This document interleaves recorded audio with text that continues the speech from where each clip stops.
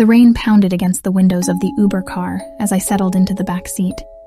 The driver's face was shrouded in shadows, illuminated only by the soft glow of the dashboard lights. I had just finished a late-night shift at the office, and the last thing I wanted was to be alone in a car with a stranger. But I needed to get home. "Where to?" The driver's voice crackled through the speakers, sending a shiver down my spine. I glanced at my phone to double-check the address and replied, 1612 Willow Street, please.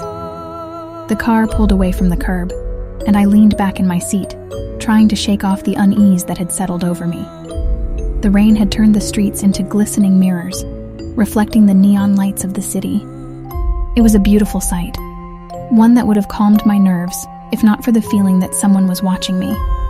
I stole a glance at the driver's reflection in the rearview mirror. His eyes were fixed on the road ahead, but I couldn't shake the feeling that they flickered towards me every now and then. I pushed the thought away, chiding myself for being paranoid. After all, I was alone in the car with the driver. Of course, he would occasionally glance at his passenger. As we neared an isolated stretch of road, the atmosphere in the car grew heavier. The rain had turned into a drizzle, and the windshield wipers moved lazily back and forth. The driver's grip on the steering wheel tightened, and the only sound was the rhythmic thumping of rain against the roof. I cleared my throat, trying to break the silence. "So, how long have you been driving for Uber?" The driver's lips curved into a smile, but there was something off about it. It was as if his face was struggling to form the expression. "Oh, I've been driving for a while now. It's an interesting job, meeting all kinds of people." His response sent a chill down my spine. There was a vague familiarity to his voice, but I couldn't quite place it. I forced a smile and nodded, suddenly regretting my decision to engage in conversation. As we continued down the road, I couldn't shake the feeling that we were going in the wrong direction. The buildings became sparse, replaced by a thick wall of trees on either side of the road.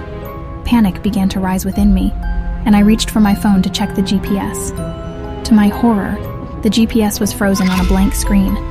My heart raced as I glanced out the window, realizing that I didn't recognize any of my surroundings. Excuse me," I stammered. "I think you missed a turn. We're not heading to Willow Street." The driver's smile widened, his teeth gleaming in the dim light of the car.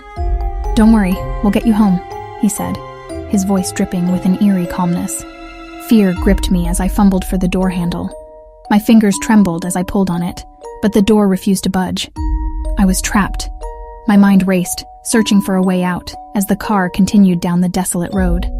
My gaze darted to the trees lining the road, and that's when I saw it. A figure standing among the shadows. It was tall and thin, its limbs contorted in unnatural angles. Its eyes glowed like embers, fixated on the car as we passed by. I gasped, drawing the driver's attention. "What's wrong?" he asked, his tone dripping with false concern. "Stop the car!"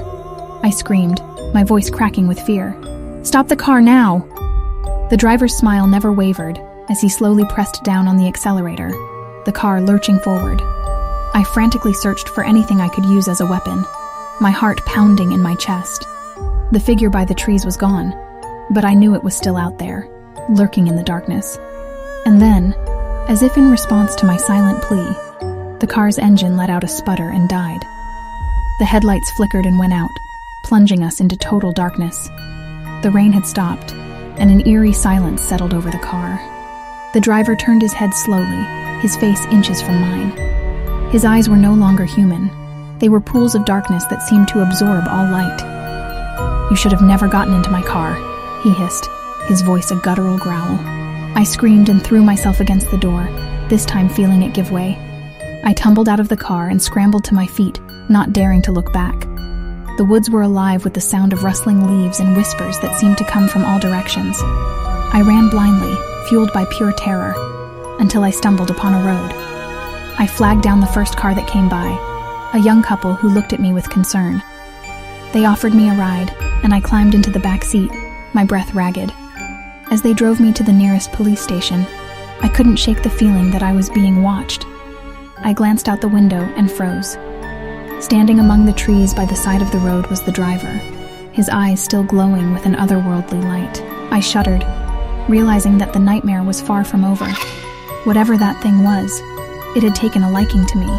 and I knew that as long as I lived, I would never truly escape its malevolent gaze.